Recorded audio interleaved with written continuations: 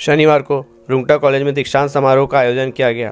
इस भव्य आयोजन में मंत्री टी.एस. सिंहदेव मुख्य अतिथि के रूप में उपस्थित रहे। इनके अलावा भिलाई विधायक देवेंद्र यादव भी विशेष अतिथि के रूप में उपस्थित रहे। सिंहदेव ने चिकित्सा के क्षेत्र में कई बेहतर परिवर्तन करने के संकेत दिए। मीडिया से बात करते हुए उन्होंने अपनी बात कुछ इस तरह से रखी।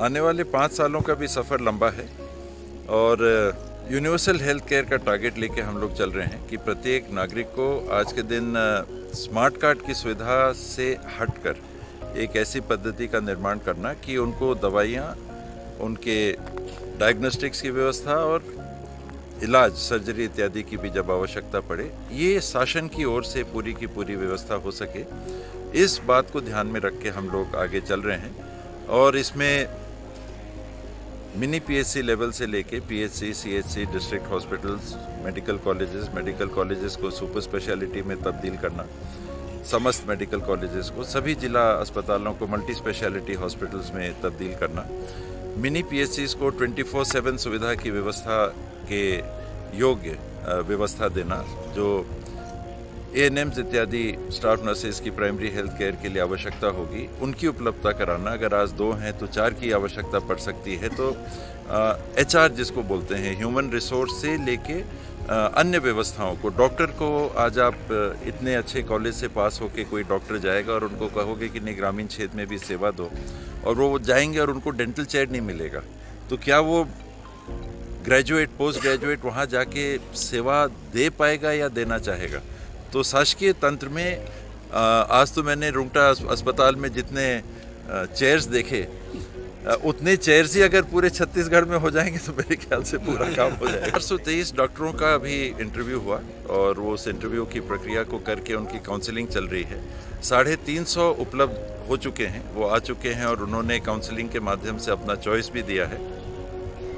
इनमें प्राथमिकताओं को देते हुए दिव्यांगों के लिए, महिलाओं के लिए, पति पत्नी के एक जगह काम करने की व्यवस्थाओं को देते हुए, कहाँ पर डॉक्टर्स नहीं हैं उन जगहों को पहले पूरा करते हुए, वरना सब शायद रायपुर ही जाना चाहते हैं या किसी बड़े शहर में जाना चाहते हैं। तो बहुत सारी चुनौतियां हैं, व्यवस्था की चुनौतियां हैं, उनके लिए व्यवस्था देना, सुविधा देना, ह्यूमन रिसोर्स यानी डॉक्टर्स, स्टाफ, नर्सिंग स्टाफ, उपकरण उपलब्ध कराना, जो इंफ्रास्ट्रक्चर है। आप यहाँ रुंगटा कॉलेज के व्यवस्था को देखिए और जाके हम अगर किसी शासकीय तंत्र को देखते हैं, बहुत अंतर दिखता है। तो उस गैप को भी पाटना, ये सारी चुनौतियाँ सामने रहेंगी और सब सेंटर से लेके, मिनी पीएचसी से लेके जिला अस्पतालों को, मेडिकल अस्पतालों को नया स्वरूप देना। रुंगटा कॉलेज के संचालक संजय रुंगटा ने विद्यार्थियों के बेहतर भविष्य के लिए शिक्षा प्रणाली में बदलाव करने की ज़रूरत बताई।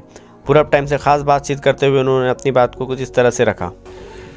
चिकित्सा शिक्षा के क्षेत्र में खासकर सरकार को कम से कम जो प्रवेश नियम है और काउंसलिंग के नियम है, उसको बनाते वक्त कॉलेजेस की राय भी लेनी चाहिए, प्राइवेट कॉलेजेस की, क्योंकि हमारा इम्पॉर्टेंट स्टेक होता है। अभी तक पिछले कुछ सालों से ट्रेंड हो गया है कि हमसे कोई राय ली नहीं जाती, तो जो पिछले साल की जो कठिनाइयाँ का सामना हमें करना पड़ता है वो यथावत रहती है हर साल।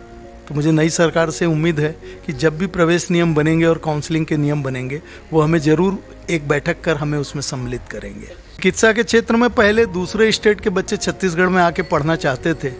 हर साल धीरे धीरे ये ट्रेंड कम हो रहा है और छत्तीसगढ़ में आकर पढ़ने के प्रति छात्रों का रुझान कम हो रहा है। इसका ये मतलब नहीं कि यहाँ के जो शिक्षा संस्थान है उसका स्तर कमज़ोर है। यहाँ पर जो प्रवेश के नियम हैं और प्रवेश लेने के बाद बच्चों को सरकारी कठिनाइयाँ कुछ बढ़ गई है।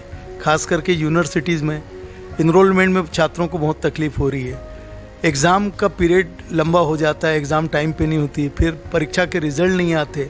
जो बच्चों का रिज़ल्ट आ गया, पास हो गए, उनको 4-4 साल से डिग्रियाँ नहीं मिली है, तो आगे जाके वो कहीं पर सरकारी नौकरी के लिए आवेदन नहीं कर सकते।